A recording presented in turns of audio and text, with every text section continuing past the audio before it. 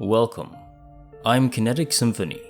I hunt down and report on mysterious and weird true stories, from glitches to the paranormal.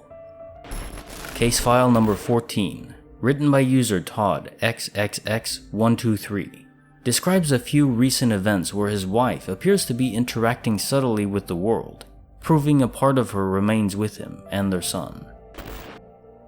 My wife suddenly passed away on June 2nd, 2020, from a massive heart attack. Nobody ever asks themselves, what would I do if my significant other was not here tomorrow? I wish I would have asked myself that question. Maybe I would have been more prepared. Anyways, 2 days after she died, I was on my way to do something, and at the last minute I remembered I forgot my phone. I went back into the house through the hallway and entered my room, got my phone, crossed back into the hallway where I froze in my tracks. I smelled my wife's perfume, as if she was standing right next to me. I forgot to mention earlier that I knew my wife for 31 years. We'd been married for 23 years. So that was the first strange thing. Next, about a week and a half ago, I went and collected my wife's ashes.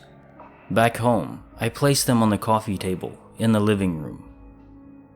That same day, I had someone answer an ad that I had placed on the OfferUp app. I was selling a lamp and I accepted the person's offer.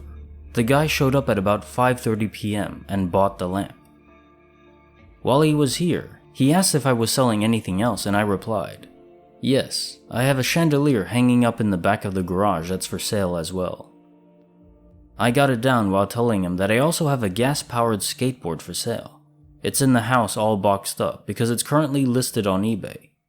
Well, he ended up passing on both items.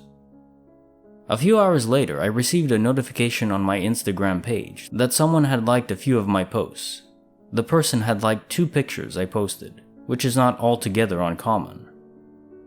I didn't even bother looking at it. The next morning when I woke up, I checked that Instagram notification. The 2 pictures that had been liked were of my skateboard and of the chandelier. Now those 2 posts were uploaded very far apart. You have to scroll down on the page about 200 pictures to get to the chandelier.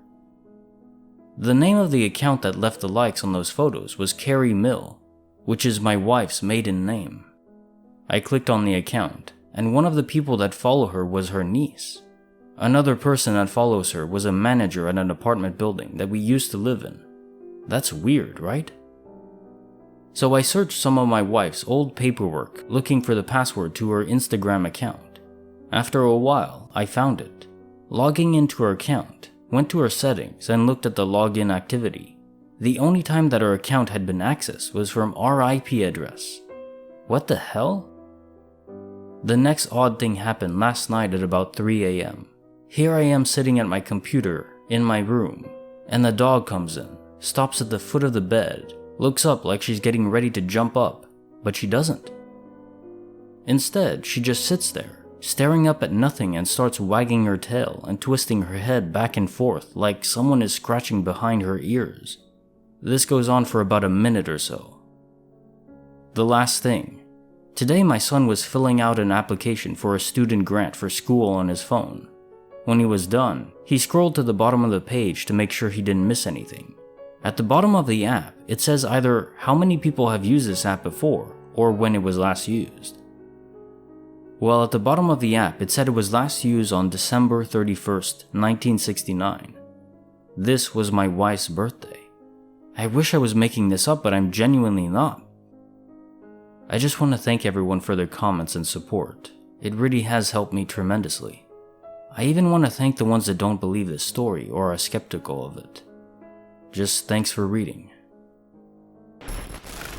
Case notes, file number 14. It's that sudden passing, revealed in your first line, that explains all of this, or most of it.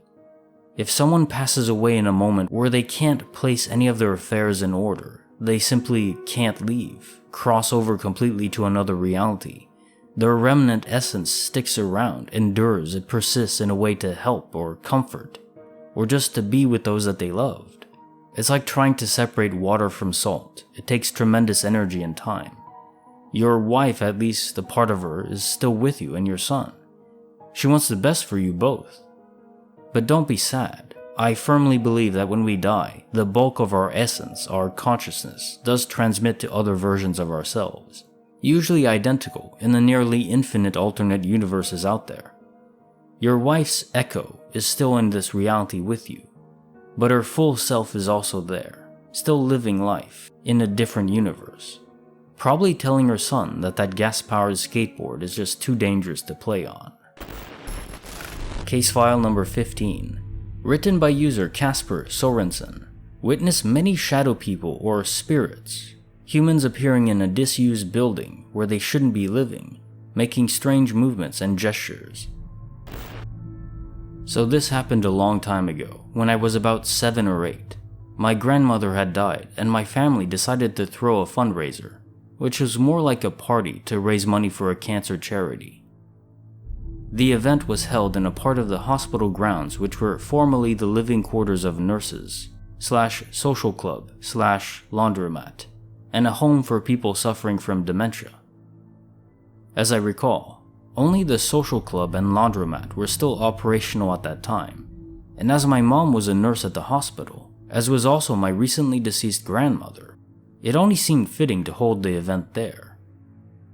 I must confess, I did not really comprehend what the event was for, and so I, with my childhood friends and cousins, just saw this as an opportunity to play outside the building, just like kids do. I and my cousins found an open door that led into what we thought was a disused building, but we entered a room and found around 7 or 8 elderly people sitting in the room. When I cast my mind back to this, I can't distinguish whether this part was a dream or not, but I am almost certain it was real. They were sitting there smiling. I don't remember if they said anything, but it freaked us out and we ran out of the building. What is so peculiar is that the building was disused. It was even in a state of decay, so there's just no way elderly people would be living there. I remember us peeking through a window and seeing them walking around with their frames, and it honestly seemed like the most realistic experience. They were there. We ran back to our parents and I was like, "There are old people in there." And my mom laughed and dismissed what I was saying. But I'm so convinced it was real. I've even spoken to my cousins and they remember it happening too. When it got dark, we were messing around outside, playing tag and manhunt, etc. I remember my cousin pointing to the window. There were around 3 or 4 shadowy figures in the window. These figures started appearing in other windows too. We could see them peeking out of windows of other buildings. We would walk up to the window, see one in there, and just run around screaming. Most of the kids found it funny, but I found it absolutely terrifying. Seeing them filled me with fear. Even the old people who are stereotypically the embodiment of kindness and warmth scared me. I didn't get good vibes at all. When the party had finished and we drove off, I turned and looked through the window and saw a shadowy figure again, who seemed to be gesturing at me, even though the rooms I saw them in were dark. I could still see them. It's driving me insane trying to figure it out. Case notes, file number 15. Do you know why I think you felt uncomfortable? The vibe was almost ominous for you. I think these are the remnants, the out-of-phase essence of many old people who were suffering from dementia all those years or decades ago. Think of a standard spirit, but then add on the fact of passing away without having, well, all your marbles in order. I mean, if a spirit was previously suffering from dementia, I think that would translate over to their echo because it's just an imprint of who they were at the time when they passed. It really is sad to think of. I think this would explain the strange movements and gestures you were seeing. They were just a result of this.